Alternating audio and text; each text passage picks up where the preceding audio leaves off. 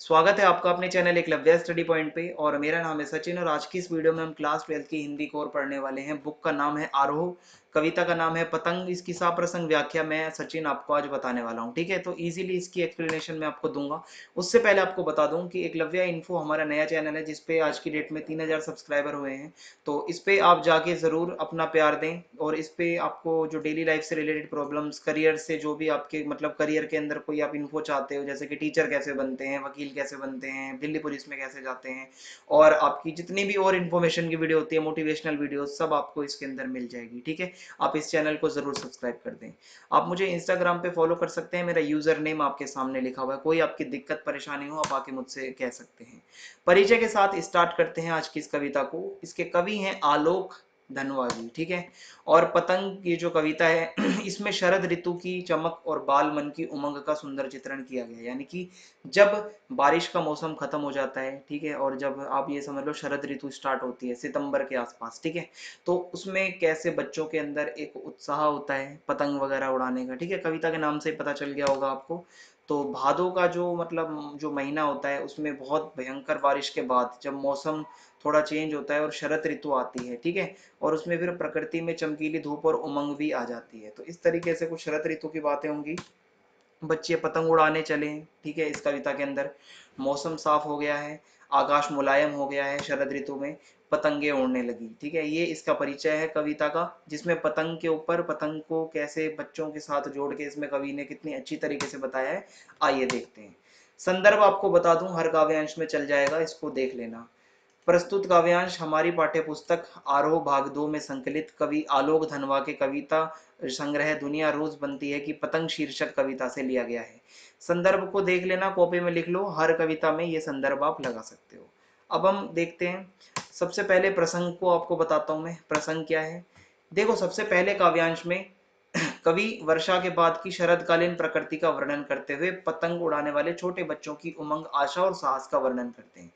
यानी कि ये जो आपका पहला पूरा काव्यांश है इसमें किस बारे में बताया गया है कि जो शरद काल जब आता है, शरद का महीना आता है, उसमें किस तरीके से बच्चों के अंदर एक खुशी होती है, उमंग होती है, साहस होता है पतंग उड़ाने का।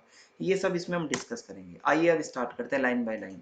तो सबसे तेज बौछारें गई, भादो गया सवेरा हुआ, खरगोश की आंखों जैसा लाल सवेरा। अब इसमें क्या बताया गया है। देखो, भादो का महीना बीता, ठीक है, जिसमें बारिश होती थी, इस महीने में बहुत तेज बारिश हुई।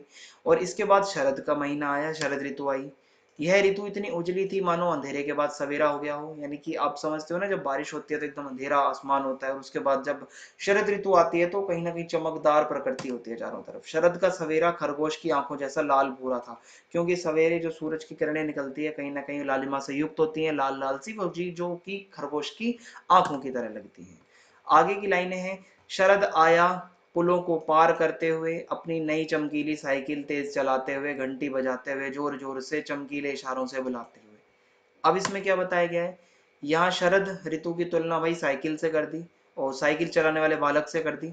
कवि शरद की सुबह का मानवीकरण करते हुए मतलब कवि ने मतलब ये भी बताया है कि ऐसा जान पड़ता है कि जैसे कि कोई अपनी चमकीली साइकिल को तेजी से चलाते हुए सबका ध्यान आकर्षित करना चाहता हूँ। ठीक है, तो शरद की तुलना किससे कर दी यहाँ पे कवि ने, साइकिल चलाने वाले बालक के साथ में। और पतंग उड़ाने वाले बच्चों के झुंड को चमकीली इशारों से बुलाते हुए और आकाश को इतना मुलायम बनाते हुए कि पतंग ऊपर उठ सके। अब इसका मतलब है चमकीली साइकिल चलाते हुए एवं उसकी घंटियां बजाते हुए शरद की यह सुबह अपनी चमकीली इशारों से बच्चों के झुंड को बुला रही है। यानी कि शरद की जो मॉर्निंग होती है शरद के टाइम की, यानी कि सितंबर की सुहानी काफी सुबह होती है, बच्चे खुश होते हैं, खेलने वेलने के लिए बच्चों का झुंड होता है। और इसने आकाश को मुलायम बना दिया है। यानी कि बारिश के बाद आपको पता है मौसम होता है साफ एकदम, हवा थोड़ी तेज चलने लगी है ताकि पतंग भी उड़ सके। तो ये पूरा वर्णन आपका शरद ऋतु का चल रहा है। आगे की लाइनें हैं। दुनिया की सबसे हल्की और रंगीन चीज उड़ सके, दुनिया का सबसे पतला कागज उड़ सके, बांस की सबसे पतली कमानी उड़ सके, कि शुरू हो सके सीटियों, किलकारियों और तितलियों की इतनी नाजुक दुनिया। यानी कि पतंग दुनिया की सबसे पतली, हल्की और रंगीन चीज है, हम सब जानते हैं। उसमें लगी जो बांस की कमानी होती है वो भी बहुत पतली होती है, आपने देखा होगा पतंग के बीचों बीच जो लगी होती है। जब पतले कागज और कमानी से बनी पतंग आकाश में ये उड़ती है तो बच्चे खुशी के मारे सीटियां बजाते हैं। आपने भी कभी उड़ाई होगी पतंग। पतंगों से भरा जो आसमान आकाश, ऐसा लगता है मानो रंग बिरंगी तितलियां ही तितलियां हो चारों तरफ, ठीक है, और तितलियों की ही दुनिया हो चारों तरफ। आगे का जो काव्यांश है आपके सामने पूरा पढ़ता हूँ और फिर इसका प्रसंग बताऊंगा। जन्म से ही वे अपने साथ लाते हैं कपास, पृथ्वी घूमती हुई आती है उनके बेचैन पैरों के पास, जब वे दौड़ते हैं बेसुध, छतों को भी नरम बनाते हुए, दिशाओं को मृदंग की तरह बजाते हुए, जब वे पेग भरते हुए चले आते हैं डाल की तरह लचीले वेग से अक्सर। यानी कि इस काव्यांश में कवि ने किसका वर्णन किया है? बच्चों के कोमल और उत्साहित मन का, ठीक है, और उनके शरीर के अंदर जो एनर्जी होती है, जो उत्साह होता है, एक्साइटमेंट होती है बच्चों के अंदर, उसका वर्णन किया गया है। आइए अब इसको लाइन बाय लाइन देखते हैं। तो जन्म से ही वे अपने साथ लाते हैं कपास, इसका मतलब है कवि कहता है कि बच्चे तो जन्म से ही अपने साथ कपास जैसी कोमल भावनाएं और लचीला शरीर लेकर आते हैं ना। बच्चों का शरीर कैसा होता है? कपास की तरह होता है बचपन में। ना केवल उनकी भावनाएं स्वच्छ पवित्र कोमल होती हैं, बल्कि उनकी शारीरिक सक्रियता भी देखते ही बनती है। बचपन में हमारे अंदर एनर्जी बहुत होती है, आप इतना ज्यादा लचीले होते हो, कभी गिर रहे हो, कभी उठ रहे हो, कभी इधर उधर गुलाटियां मारते फिर रहे हो, तो ये बचपन का एक जो दौर होता है काफी अच्छा होता है। अब आगे है, इसमें बताया गया है कि उनके बेचैन चंचल पैरों को थमने रुकने की सुध नहीं रहती। जब मतलब शरद का महीना आता है, शरद ऋतु आती है, बच्चों के पैर नहीं रुकते, इधर उधर भागते रहते हैं बच्चे, पतंगे उड़ाते हैं, खूब ज्यादा खुश रहते हैं। आगे की लाइनें हैं, छतों को भी नरम बनाते हुए, दिशाओं को मृदंग की तरह बजाते हुए। यानी कि वे कठोर छतों पर इस तरह दौड़ते हैं कि मानो वे बहुत नरम हो, उनके नरम पैरों से छतें भी नरम हो जाती है। यानी कि बच्चे जब छतों पर भागते हैं पतंग उड़ाने के लिए, तो मानो छत भी उनके पैर पड़ने से नरम हो जाती है। बच्चे इतने उत्साहित होते हैं, एक्साइटेड होते हैं कि वे दिशाओं को अपनी बोलियों से मृदंग की भांति झंकृत और कंपायमान कर देते हैं। शोर मचाते हुए बच्चे चारों तरफ भागते हैं, ठीक है, पतंग लूटो लूटो लूटो, और कभी मतलब उड़ाते हैं, कट गई कट गई, ये आपने जरूर देखा होगा। तो इससे ही चारों तरफ शोर शराबा रहता है। और जब वे पेंग भरते हुए चले आते हैं डाल की तरह लचीले वेग से अक्सर। यानी कि खेलते हुए जब बच्चे, पतंग उड़ाते हुए बच्चे इधर उधर दौड़ते भागते हैं, तो उनके शरीर में इतना अधिक लचीलापन, फ्लेक्सिबिलिटी आ जाती है कि वे पेड़ की डाली की तरह लगने लगते हैं। फॉर एग्जाम्पल, जिस प्रकार पेड़ की डालियां अपने लचीलेपन के कारण हवा से इधर उधर लहराती हैं, उसी तरह खेल के दौरान बच्चे भी अपने शरीर में लचक रखते हैं।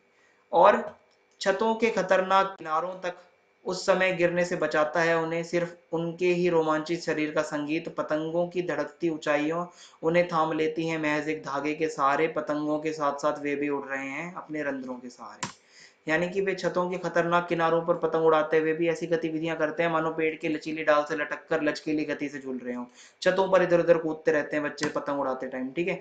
इतना खतरा उठाते हुए भी वे मतलब बच जाते हैं, तो अपने रोमांचित शरीर की मस्त लय के कारण, ठीक है।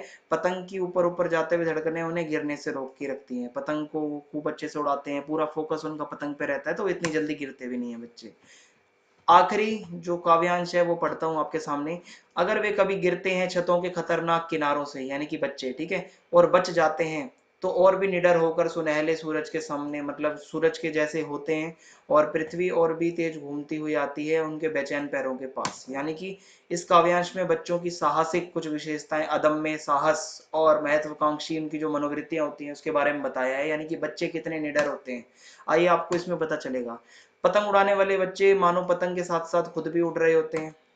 यूं तो वो कभी नहीं गिरते, परंतु कभी कभार वो छतों के किनारे से गिर भी जाते हैं बच्चे पतंग उड़ाते टाइम, और वो अगर बच जाते हैं तो बच्चों के अंदर डर खत्म हो जाता है गिरने का भी। तब वे और ज्यादा एक्साइटेड, उत्साह के कारण सुनहरे सूरज के समान लगने लगते हैं, ठीक है। और तब वे अपने बेचैन पैरों से मानो सारी पृथ्वी को नाप लेना चाहते हैं। एक बारी जब वो निडर हो जाते हैं तो वो मतलब समझ लो पूरी धरती नाप देंगे, इतना उनके अंदर वो होता है एनर्जेटिक, ठीक है, उनका एटीट्यूड। वे सब और घूमना फिरना चाहते हैं बच्चे, उनका उत्साह कई गुना हो जाता है, एक्साइटेड होते हैं बहुत ज्यादा। अब मैं आपको विशेष बताता हूं, और इसमें एक चीज याद रखना, तीन चार पॉइंट बताऊंगा विशेष के, ये तो हर काव्यांश में चलेंगे। दो तीन पॉइंट आपको अपना दिमाग चलाना है कि आपको ढूंढना है कौन सा अलंकार आया है कविता के अंदर, वो तो आप ढूंढ सकते हो। आपको कुछ तीन चार ऐसी लाइनें बता देता हूं जो सार्वभौमिक है, हर काव्यांश में इस कविता के चलेगी। कविता की भाषा साहित्यिक खड़ी बोली है, प्रतीकों और बिंबों के प्रयोग के कारण कविता के प्रभाव में वृद्धि हुई है। कवि ने अलंकारों का काफी सुंदर प्रयोग किया है। कवि की भाषा लयात्मक, काव्यात्मक तथा भावानुरूप है, ठीक है। ये आप पॉइंट लिख सकते हो। इस चैनल को सब्सक्राइब करना ना भूलें, और कमेंट बॉक्स में बताना वीडियो कैसी लगी। वीडियो को ज्यादा से ज्यादा आप अपने फ्रेंड्स में शेयर कर दीजिए। जय हिंद, जय भारत, धन्यवाद।